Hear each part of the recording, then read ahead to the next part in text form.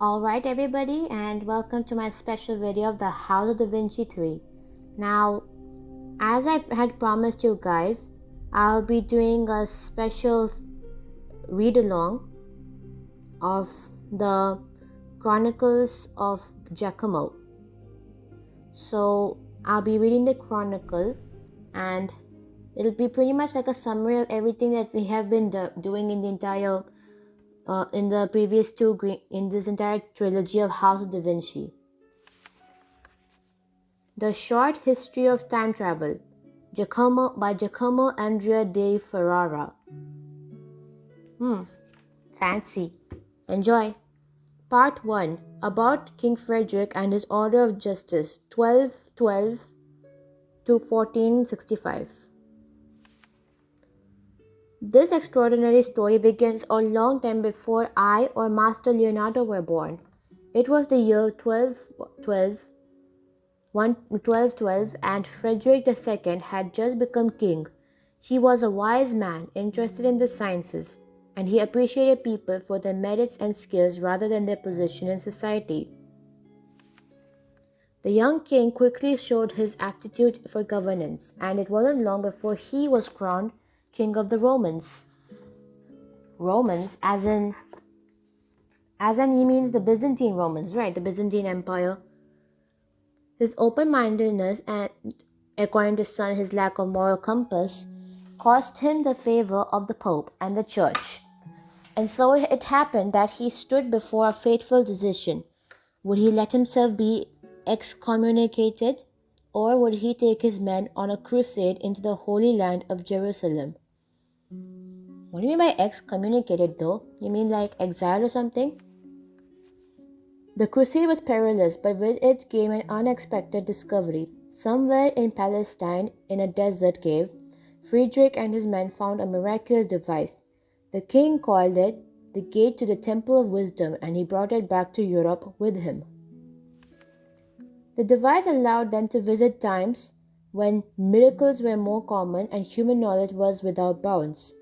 But Frederick very well understood the power that slept within the device and the consequences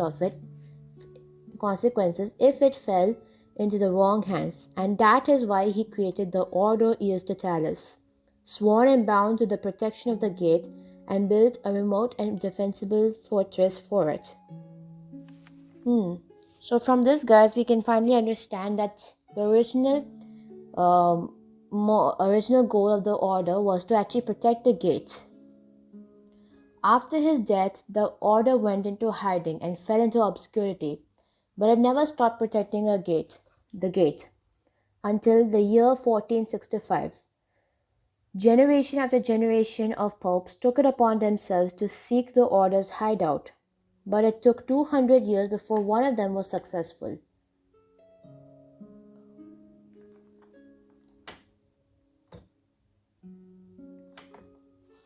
Successful, huh? And that was Paul II, huh? Paul II became the architect of the end of the independent Ordo Iustitalis.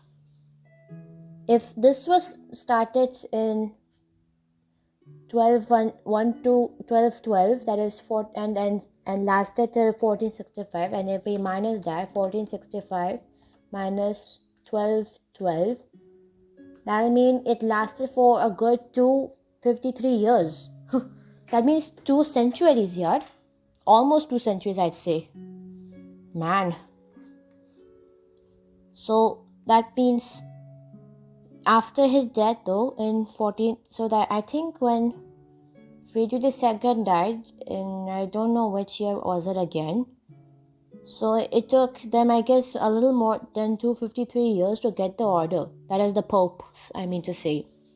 I mean, I could be wrong. I'm just going to Google Friedrich II a little after this video. One fateful night, the Pope's men infiltrated the order's fortress under the cloak of darkness.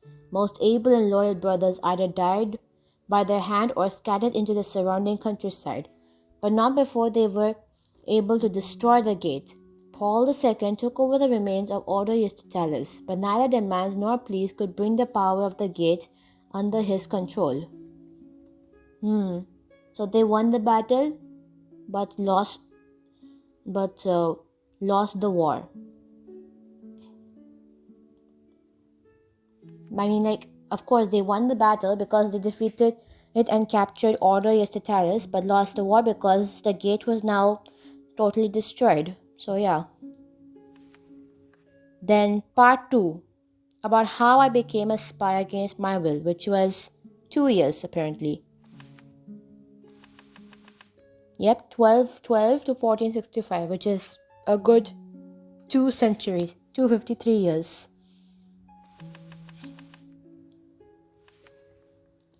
In the year 1495, the young but very ambitious Duke Cesare Borgia showed heavy interest in having his men employed in the service of Leonardo. He wanted Leonardo to be unable to keep secrets from him, but Leonardo was a demanding master, and Borgia's men might have been loyal but very rarely quick witted. That's how I fit into the story. At the time, I was staying in the damp cells of Castello Estense.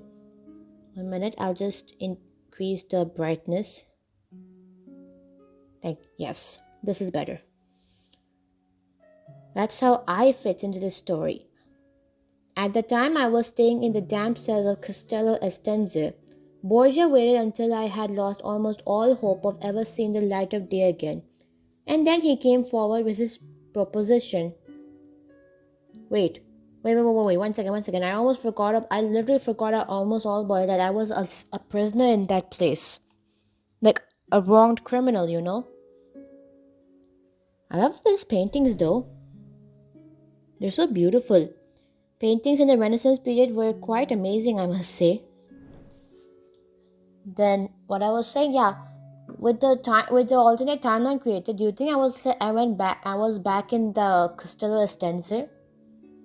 I mean, that could be one idea. If in the alternate, if the developers created another game wherein Giacomo, in the alternate timeline, apparently was pardoned and yet taken into service by pardon, that is taken out on bail by Leonardo da Vinci himself, who also wanted me to be in his service.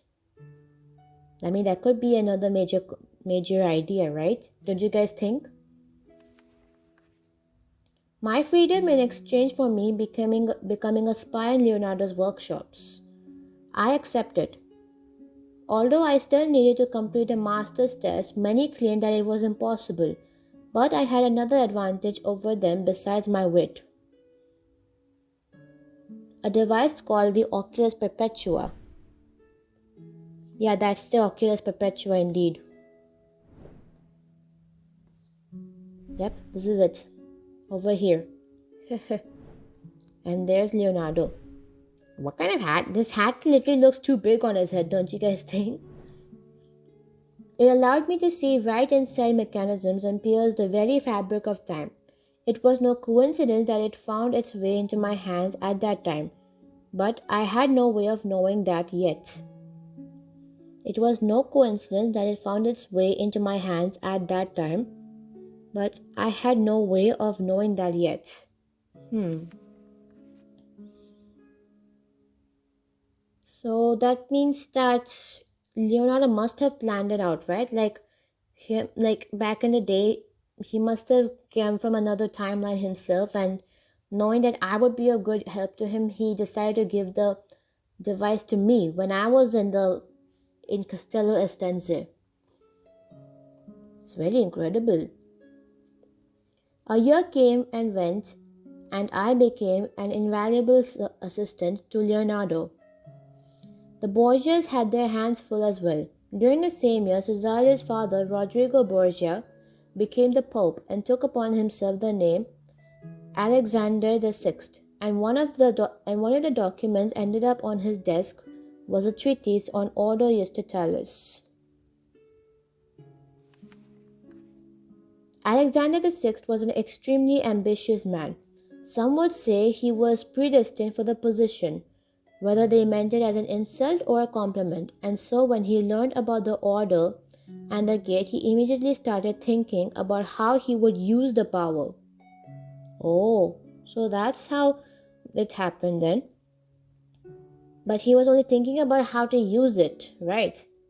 He didn't like downright think about what he was going to do with the power, right? But first, he needed to acquire it. He decided to entrust the task to someone he could count on completely, and that is his son. He became a member of Ordo Justitialis and was charged with taking care of the miraculous time machine. Also, that's how Borgia came to become part of the order, because his father actually insisted that he make sure that the order works under him. I mean, of course, as the Pope. Cesare, like many influential Italians, employed many different artists and scholars. When he got his hands on the plans for the gate, he knew right away that it would be almost impossible to build something like that. But he also knew that if anyone were to do it, it would have to be Master Leonardo da Vinci. Hmm. So that's how this whole thing is happening. I can finally understand. After he had become part of the order, he somehow got the plans for the gate. For a time, Leonardo could work in peace. Slowly but steadily, he revealed the mysteries of the miraculous device. But as he learned of the gate's power, he started to understand what ramifications there could be if it fell into the wrong hands. On the one hand, he regretted that he ever took such a task upon himself, while on the other hand, he felt that the greatest mystery in human history was just in front of him. Even then, if he had refused it, though, like he said that someone else in time will definitely be found by Borgia to make the time machine for him. Now, part three, about the joys and sorrows of Cesare Borgia, 1498 to 1503, and that would mean 1503 minus 1498 for 5 years. In this 5 years, I see. I wouldn't describe Cesare Borgia as the most patient of men, but he understood that work on such an undertaking takes time. Even then, from time to time, he was unable to control himself and showed a glimpse of his true nature. It was 1498 when I witnessed this firsthand. He pressed Master Leonardo, and when successful, he came to remind me of my part of our deal and took my sketch of Leonardo's plans to build the time machine. At the same time, the oculus vanished from my room, but it was comforting to know that he was not behind it. So this is how I look like then, huh? Well, at least I don't have a beard. I don't like men with beards. Also, I just wanted to take a moment, you guys, to go back to this second part. This, starting from part 2, well, I'd say part 1 over here serves as a prequel to this entire trilogy. Part 2 apparently serves to be the events of the House of Da Vinci 2, the game, that is to say. And going on, as you guys can see though, I remember this very well. Not for this one though. This was also added. This one was also added too. This I remember, it was there. And this was also there too. This is also part of the House of Da Vinci 2 game. Cesare had his hands full for the next couple of years. He earned a reputation for being powerful and cunning warrior, with full support of both the Pope and the French King John III of Navarre. Nobody could stand in his way. He conquered city after city on his way to creating a unified dominion of northern Italian provinces, completely in the hands of House Borgia. Oh, it's like that map we saw in his hideout in Rome. But nothing lasts forever. Cesare became a victim of circumstances that completely reversed his fortune. In 1503, he was visiting his father when both of them suddenly came down with an illness. Alexander VI never awoke, and Cesare had lingering symptoms for life. Also, it's because of that poison that poisoning that actually caused him to be pretty sick. I was wondering why he was coughing actually. In fact, I was wondering what had happened to him and why was he sick. I mean, if you look at it though, guys, in the letter he did mention that his father that he and his father were poisoned, but I guess he survived, and instead he had I guess he just got pretty sick for life, I suppose. Of course, illness is only one possible explanation. Whether it was just a coincidence or if there was an intent to poison both men is something I will leave to the reader's imagination. I'd say it was an intent to poison them, in my opinion at least. That's his father. That's him, huh? Hilarious. And there's like skeletons dancing behind them. That meant death was practically with them the second and they just drank that. It seemed that even after the death of his father, Cesare could bring their plan to fruition. The new pope, later known as Julius II, assured him that he would support his campaign if Cesare helped with the election. But right after he sat upon the throne of St. Peter, he changed his tune. Borgia lost everything: his most powerful ally, his domain in northern Italy, and even his position in Ordo Justitialis. But whatever his fate, Cesare Borgia had no intention of giving up. On the contrary, and his way forward was to have the time machine made by Master Leonardo. But for that to work, he needed Leonardo to actually finish it and to be the first who got to use the completed time machine. So that's what he was pressuring him about. So what this whole thing was because so that he could finally get back what was stolen from him.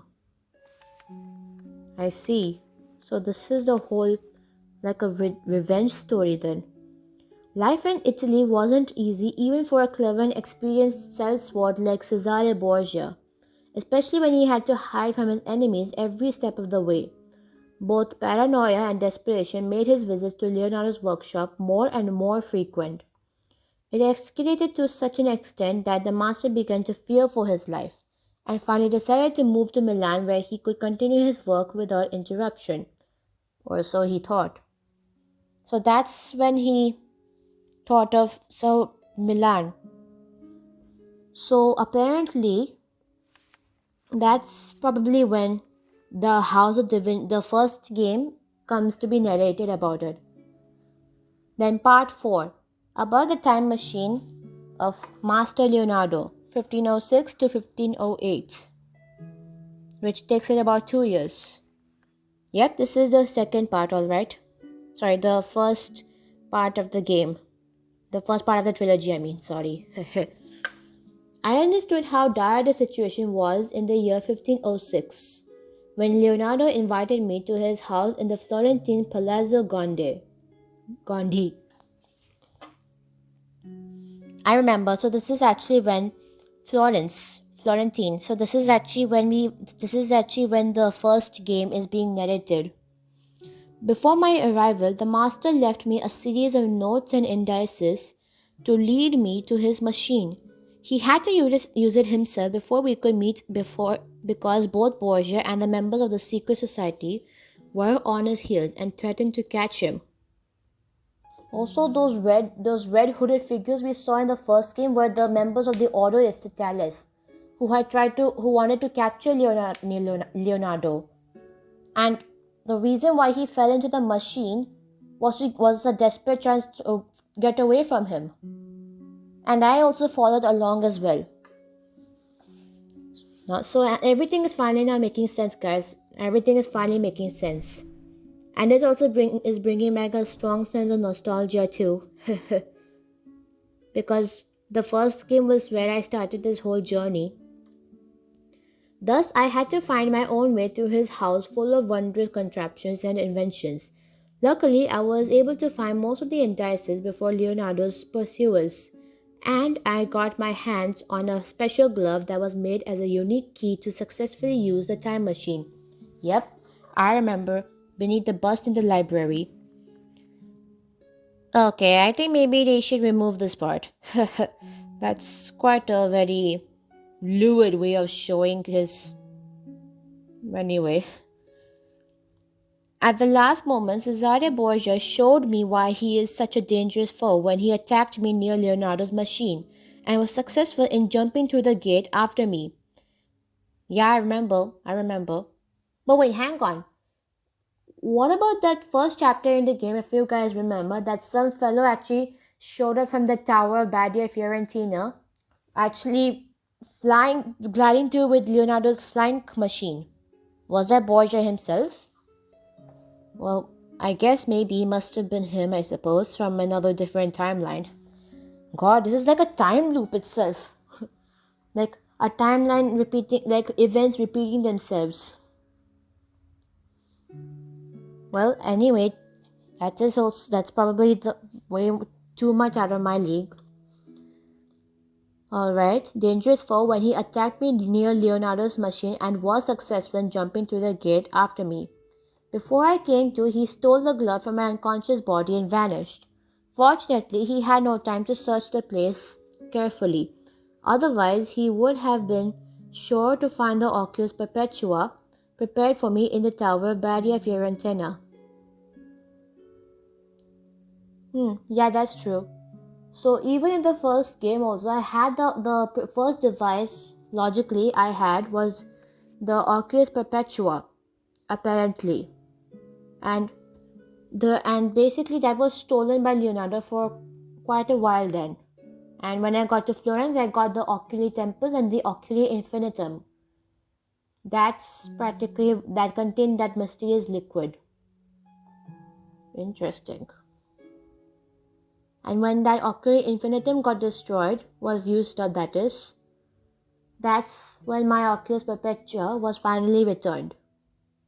I see now. God, this is very fascinating. This chronicle finally explains everything. At the time, neither of us knew that everything had gone according to the master's plan. Borgia and I had been taken 2 years into the future to the year 1508. Ah, I see. But Leonardo, just a few moments earlier, had used a machine to travel into the past, where he started working diligently to make everything fall into place.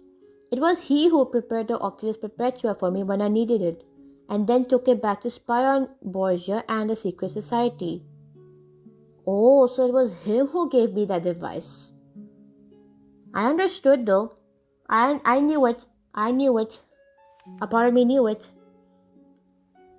I knew it was him who gave me that device because only he could create something like that. His expertise is such, after all.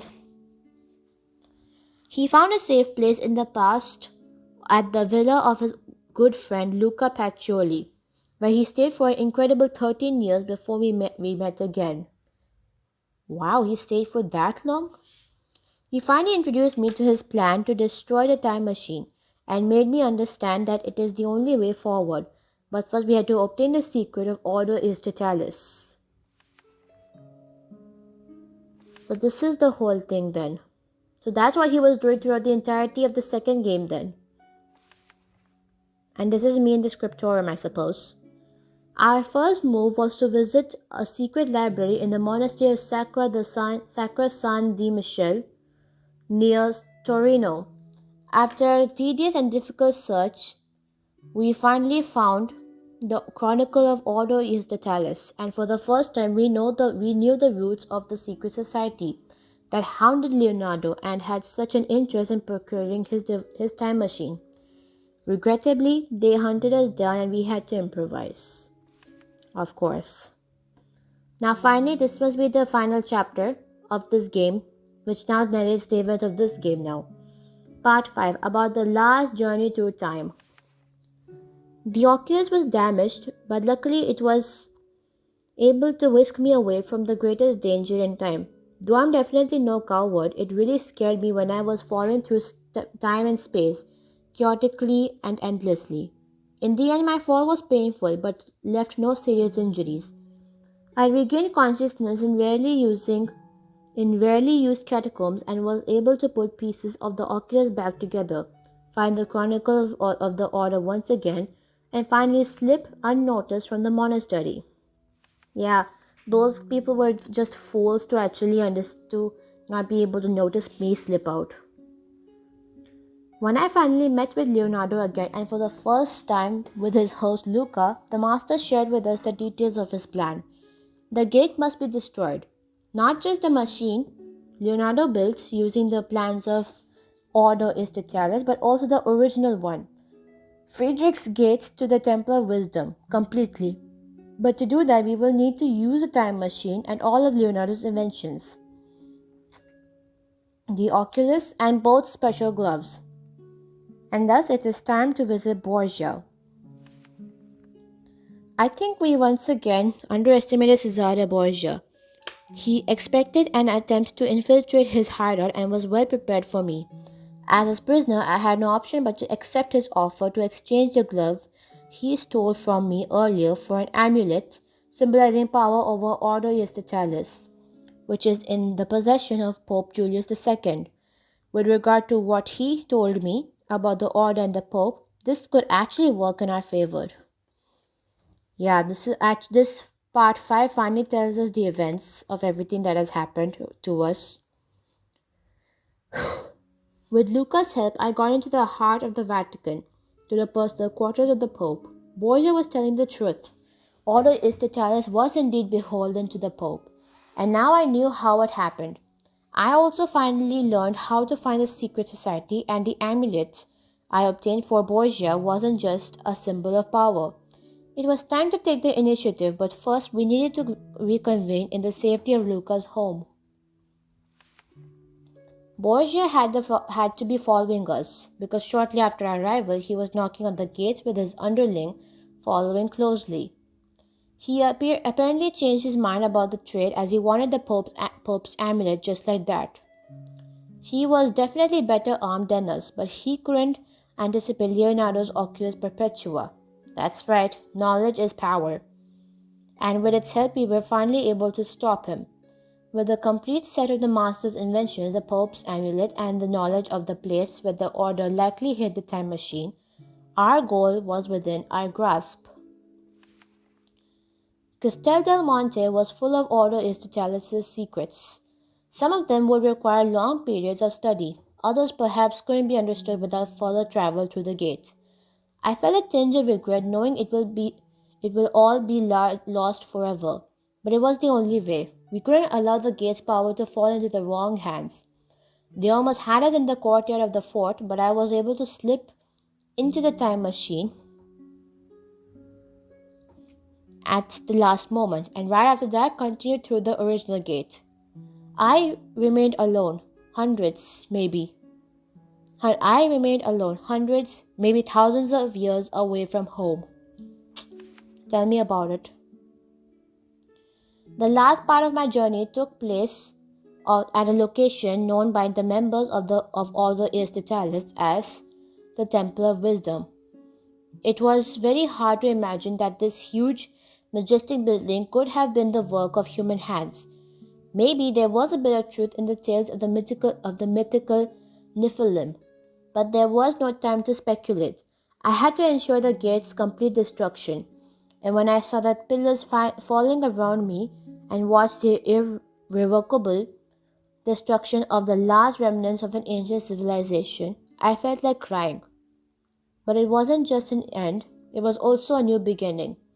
Leonardo and Luca alike. And who knows, maybe even Cesare Borgia. Ah, yeah, it was very emotional to see such great works of architecture to be destroyed. Well, then, with this special video, I finally and formally conclude that the House of the Vinci trilogy has finally come to an end, and I want to thank you all for being with me on this journey, and I also want to say sorry for all of the